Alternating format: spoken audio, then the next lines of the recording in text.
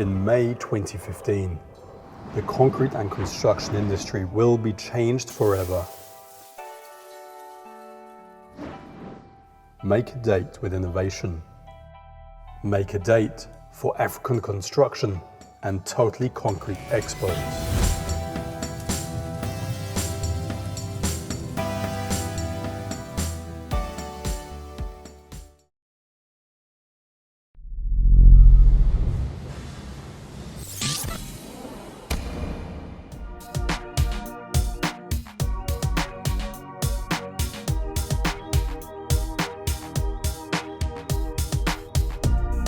In the last 2 years, the V&A has grown in real terms by 10%. Compare that to the 1.9% growth that we have in the economy, at least on an annual basis, it's significant growth. It's been a very good year. We've had a combination of impacts with a strong upsurge in interest from locals. So the locals have gone from 55% to 58%, and that has been turbocharged, if you like, or combined with the weak rand and the very big increase in tourism. In 2014, at the V&A Waterfront, we saw about 24 million visitors coming through the doors over the space of the year. It's a growth of about 3% compared to 2013, and that translates to roughly 700,000 extra visitors through the doors on the space of the year. In terms of expectations about visitors, in 2015, we're looking to continue growing in line with the previous years. So last year, as I mentioned, we had about a 3% growth in terms of visitor numbers, and we would expect the same this year. We find about 55% of our visitors are Cape Townians, about 19% from the rest of South Africa, and then the remaining 26% are international tourists. So you'll see that we really are quite supported by local Cape Townians. We want the waterfront to be authentic. We want the waterfront to be somewhere where locals enjoy and they continually see fresh, new and different. We want it to be innovative and creative. And importantly, we want it to be a green, sustainable, a showcase of green, sustainable business practice. There are a number of different developments happening at the V&A Waterfront at the moment. The major one is the development of the silo district. The big building with the scaffolding on it is the old historic grain silo. That's being redeveloped and will open in 2016 as the Zeitz Mocha Museum, which will be the first museum of contemporary African art.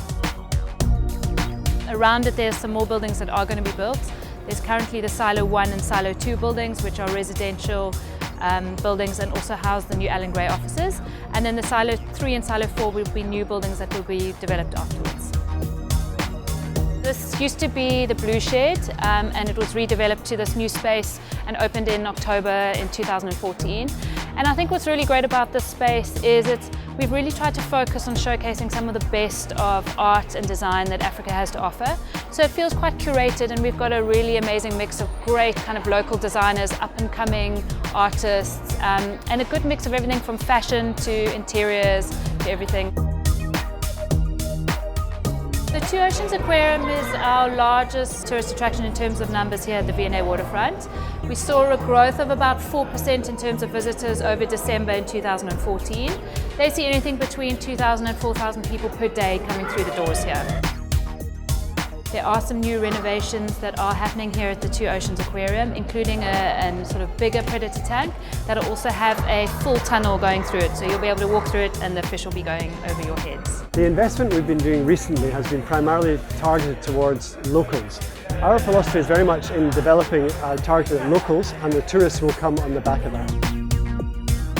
In the last financial year, which is up to end of March 2014, the V&A contributed 33 billion rand to the South African economy. That means 33 billion rand to GDP, and just over 29 billion rand to the Western Cape economy. I think the important thing is that we're recognising the importance that business needs to understand and measure their impact on the economy.